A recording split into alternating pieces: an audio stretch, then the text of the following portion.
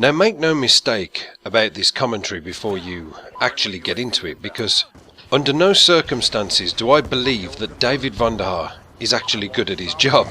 Let's not beat about the bush. He makes Robert Bowling worthy of a knighthood.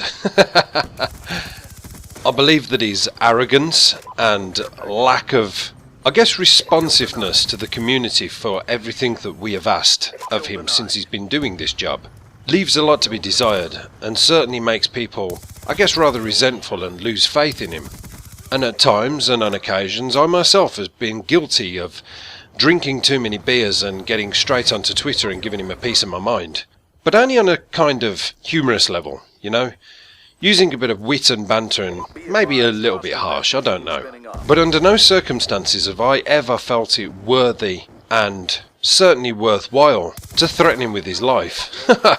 I mean, for those of you who don't know, after yesterday's patch to the three guns, the AN-94, the DSR-50 and the Ballista, David Vonderhaar's Twitter went ballistic, almost to the point of having, I think it was something like 500 tweets in a minute, or something ridiculous like that.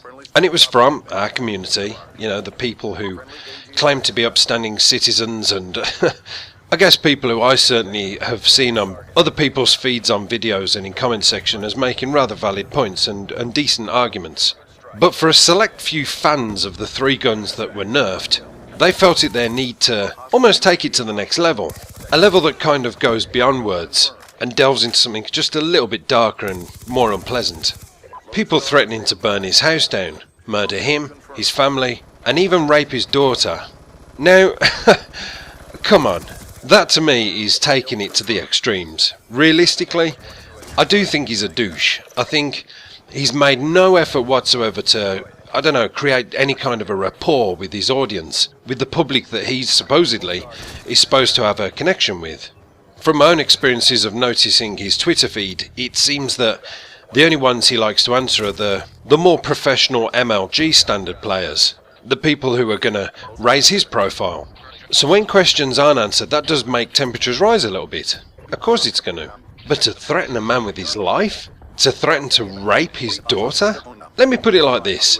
If he was involved in a street brawl, and there was a police officer present or two, and it was all getting a little bit heated and some words were exchanged, and I was to say to another man I was going to knock him out and break his jaw, the general reaction from the police officer would be to intervene there.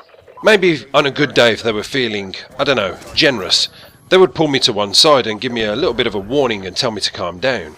But if the words left my mouth that I was going to murder this man, kill his family and rape his daughter, that's going to result in a nice free taxi ride to Steelhouse Lane where I'm going to spend the night. Awaiting more questions, definitely.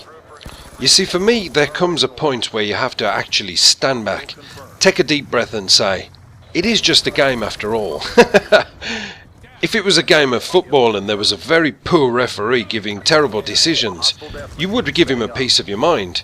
Maybe after the game you'd take him to one side and tell him exactly how he should have done his job and that he should probably quit what he's doing while he's ahead. But if you turned around and told him you were going to murder his family and rape his kids, I would hope there'd be somebody there, maybe knowledgeable enough to tell you the same thing. It's just a game. It's not to be taken too seriously. And I know that I'm part of the clan complainer. I'm at the very, very forefront of all the pissing and moaning of the agitations and frustrations that Black Ops 2 has brought me while I've been playing it. But do you know what you do? You do exactly what I've been doing. You just move away from it. You take some time out and have a vacation. Play something else. Play something that doesn't make you as angry. If the happy times you had with the DSR, Ballista or AN-94 is now going to be like a distant memory, then go and sit in a room and open up your scrapbook, have a cup of cocoa and cry over the photographs of when there were more happier times. Or maybe just pick up another bloody gun. It's simple as that. If it doesn't suit your requirements, find something else. Listen, at the end of the day, I'm not defending him. When a man has a job to do and he does it very poorly, he should be called out. Especially when his decisions and his, I guess, lapsadaisical attitude affects us as a community. I'm even sure that before he took the job he kind of knew what he would be getting himself into. If I decided I wanted to wrestle crocodiles for a living, I'd make sure that I had a word with Steve Irwin's wife before I decided to take that challenge on. But I don't quite think he was ready for this. I don't know. It's just pathetic, and to me, it kinda gives the whole community a bad name.